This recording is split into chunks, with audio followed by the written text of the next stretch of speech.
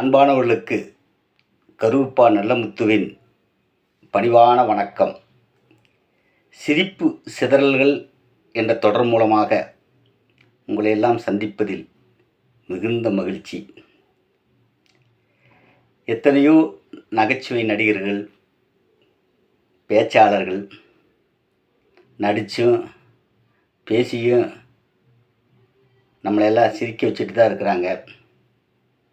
நானும் பலரை சிரிக்க வைக்கணும் அப்படிங்கிற முயற்சி தான் இது. ஒரு சின்ன முயற்சி உங்களை எல்லாம் சிரிக்க வைப்பதில் எனக்கும் ஒரு மகிழ்ச்சி இருக்குன்னு நம்புகிறேன். அங்கே வாரு எதுக்கால ஒருத்தர் முறைச்சி பார்க்குறாரு. இங்கே அவன் பொழப்பே சிரிப்பாக சிரித்து கிடக்குது, இதில் வேற நீ வேற சிரிக்க வைக்க போறியாப்பா, ஏதோ பேசு அப்படிங்கிற மாதிரி அவருடைய தோரலாம் தெரியுது. அங்கே ஒரு அம்மா பாருங்க, இந்த எடுபட்ட வயலகட்டிலேருந்து என்ன சவுத்தை கண்ட எப்படி பல்லை ஈன்னு காட்டி இழிக்கிறது அப்படின்னு அந்த அம்மா கஷ்டத்தை சொல்லி புலம்புது.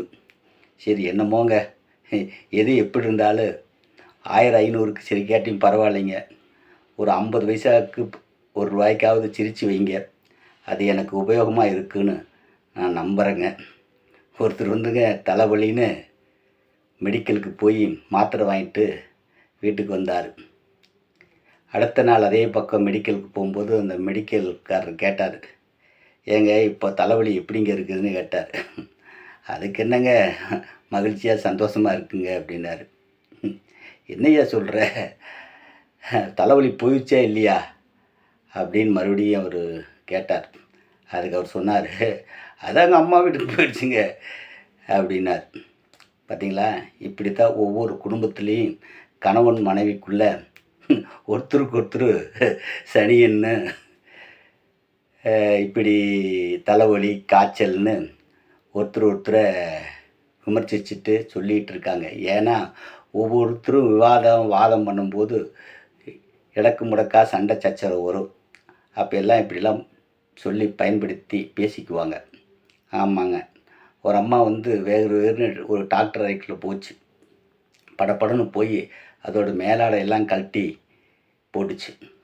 டாக்டர் அதிர்ச்சி ஆகிட்டார். என்னம்மா கொஞ்சம் நிறுத்துமா, ஏம்மா இப்போ எல்லாத்தையும் கழட்டுற அப்படின்னு டாக்டர் கேட்டார்.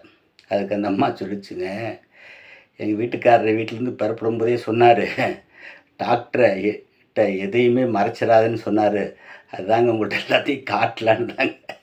ஏம்மா இப்படியெல்லாம் காட்டி நான் இன்னும் ஏம்மா இப்படி பயமுறுத்துற அப்படின்னு டாக்டர் அதிர்ச்சி ஆகி போனார்களாம்.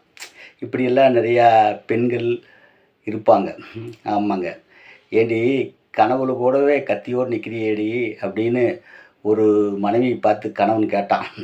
அதுக்கு அந்த அம்மா சொல்லிச்சு, கனவுலையும் தொல்லை உனின்னா அறுத்தோட தான் அப்படின்னு அந்த அம்மா சொல்லிச்சு. இப்படி பெண்கள் இருப்பாங்க.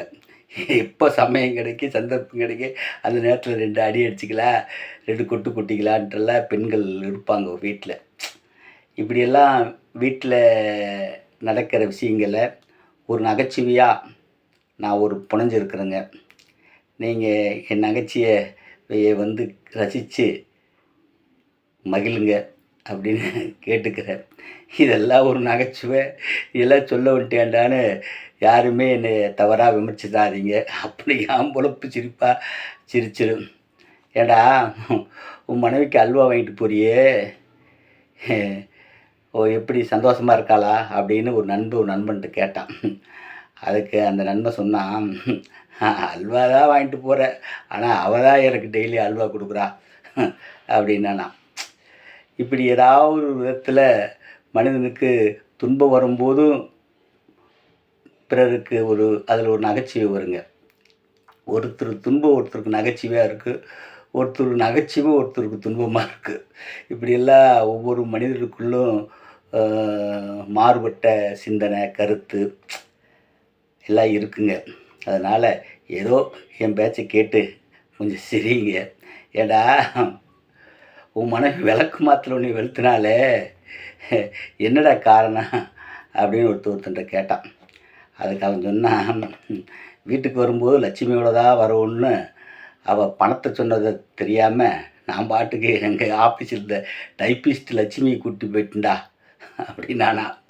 பார்த்தீங்களா, கொஞ்சம் ஏமாந்தா ஆண்கள் வந்து அவங்களுடைய வேலையில் காட்டிடுவாங்க.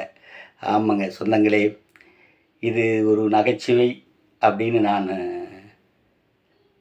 தேர்வு செஞ்சு இந்த மாதிரி சின்ன சின்ன நகைச்சுவைகளை இந்த தொடரில் கொண்டு வர்றேங்க. ஏதோ எனக்கு தெரிஞ்ச நகைச்சுவை.